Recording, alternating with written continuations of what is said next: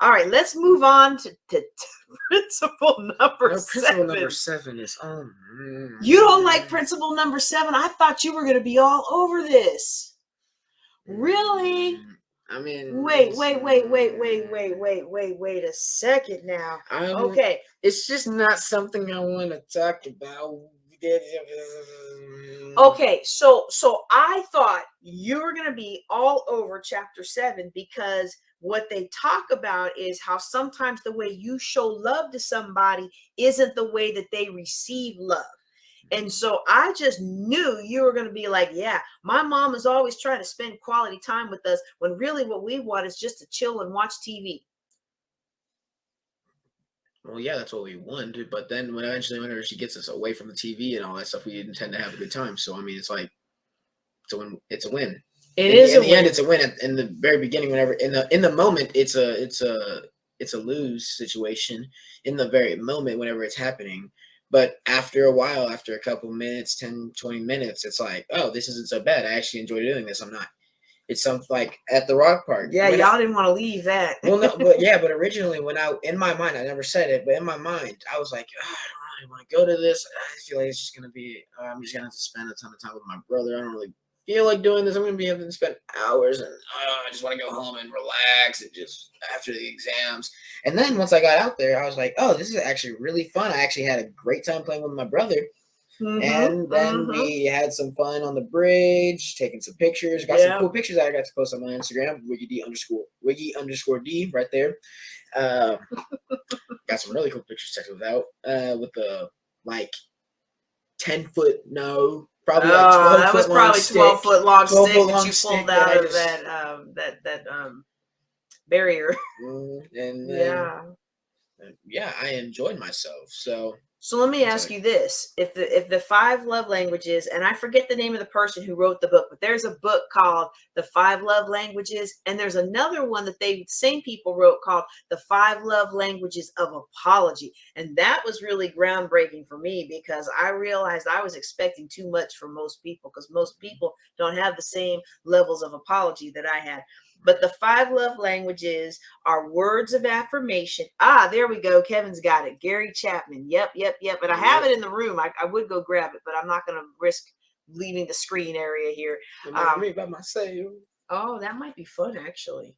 I don't know if y'all want to have conversation. I mean, I'm a pretty chill dude. Maybe not on this topic. I'll go get it on one where you. There's chapter 12. I think you're going to want to talk to the audience by yourself for a little bit. And but words of affirmation, so saying nice things, saying I love you, saying those kinds of nice things. I'm proud of you, I respect you, I admire you, those kinds of things. Now there's another one called acts of service, and that's big for me. I'm really big on acts of service. If you can do something for me that makes my life easier, better, more efficient, more effective, then I love that, right? That makes me feel cared for. It makes me feel loved. And another big one for me is quality time. You know, I'm not a big gift person. I don't want stuff. I want to go out to dinner. I want to have a phone call that lasts 2 hours and we're giggling like high school girls. Maybe not with my son. I want to go to the amusement park with you. I want to go on a cruise with you. Like, I want to do those things. And I'm not necessarily asking people to pay for them, but just not asking people to pay my way. Let's not get that twisted. But just the fact that we're taking time to spend time together, that's huge for me. That's so huge. Another one is physical touch. So some people just really love the snuggles. Some people don't. Another one is receiving gifts. And that was one that was really hard for me because, again, that doesn't mean anything to me. I'm one of those people that I got obligation gifts on birthday, Christmas, or whenever you're supposed to. I got the obligatory card from the boss, but the boss didn't really like me. Like, I'm that kind of person. So you give me a gift and it doesn't mean much unless I know you really care.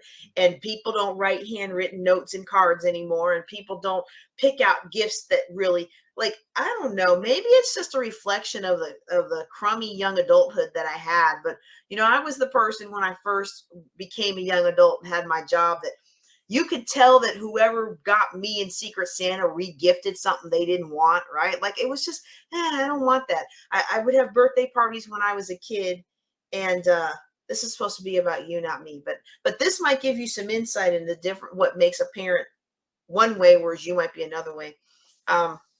But I remember my sister used to have these big birthday parties, and the whole school would come. And I think my 9-year-old birthday party, we had a ton of people. I'm still not sure why, but I remember that I was wearing a pink jumpsuit. I actually looked pretty cool. My mom rolled my hair in a cute style where my hair was normally a mess. But most of my birthday parties were a handful of people. And my sister would get all these gifts and have all these friends, and I wouldn't. And so I've just never been a big gifts person. So I had to learn that some people are. And I have a little one. He's a huge gifts person. He's a huge gifts person. So what are your love languages? Like, how do you feel loved? Spending time. Spending time? Yeah. Letting you talk? I don't know about letting me talk, but just spending time doing things that both of us find enjoyable. Okay.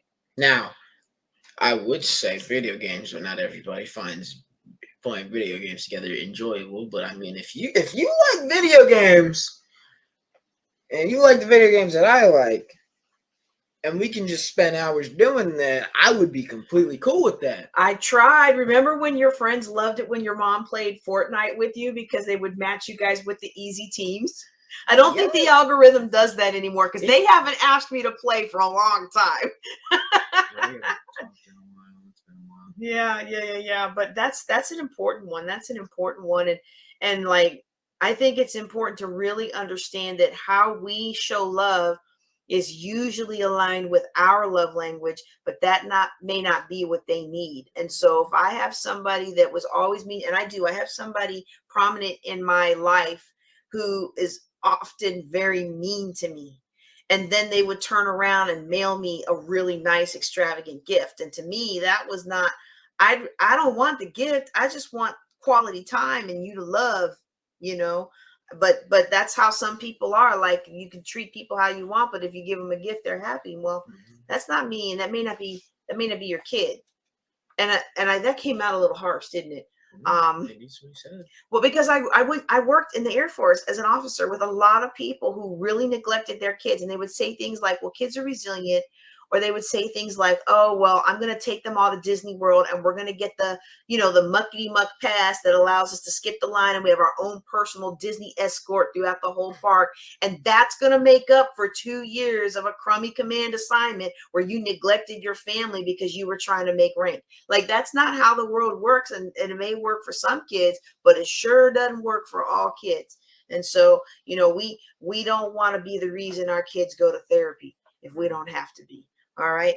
All righty. I love it. And I appreciate those of you who are putting up comments.